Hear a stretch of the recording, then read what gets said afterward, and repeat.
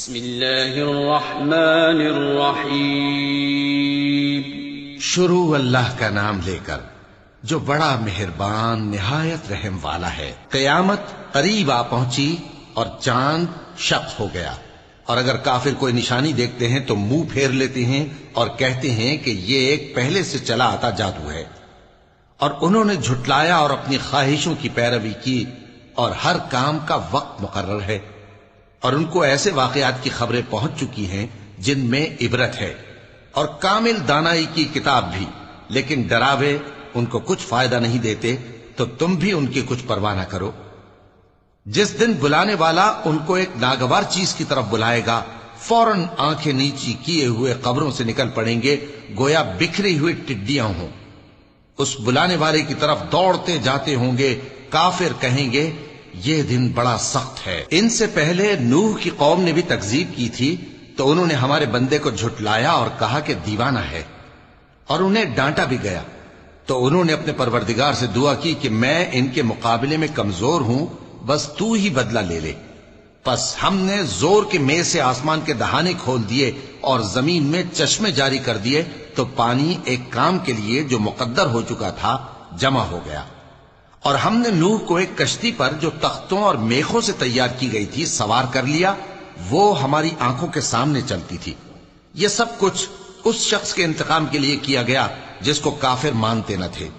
اور ہم نے اس کشتی کو ایک نشانی بنا چھوڑا، تو کوئی ہے کہ سوچے سمجھے؟ سو دیکھ لو کہ میرا عذاب اور ڈرانا کیسا ہوا۔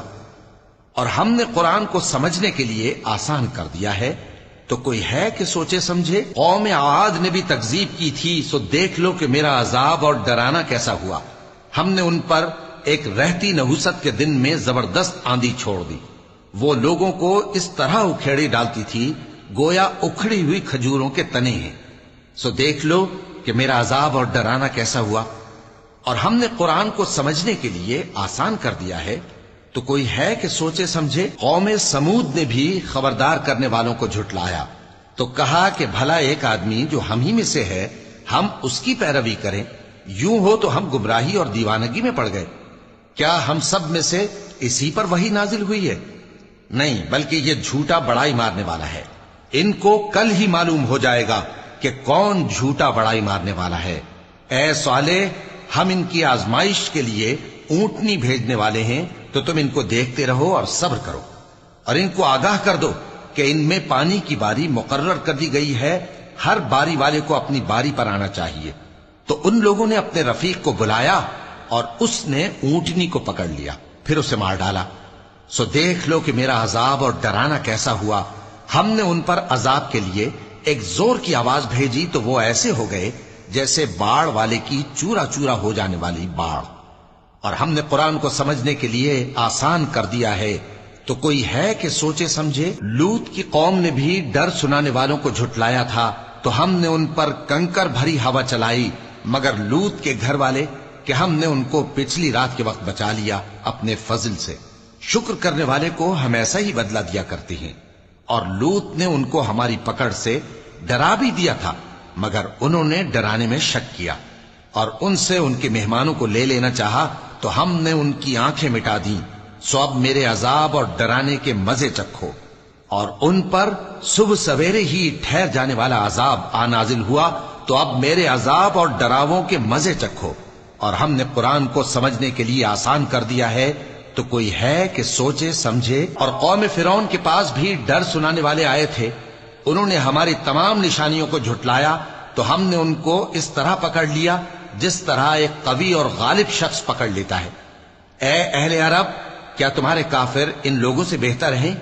یا تمہارے لیے پہلی کتابوں میں عذاب سے کوئی چھٹکارا لکھ دیا گیا ہے؟ کیا یہ لوگ کہتے ہیں کہ ہماری جماعت بڑی مضبوط ہے؟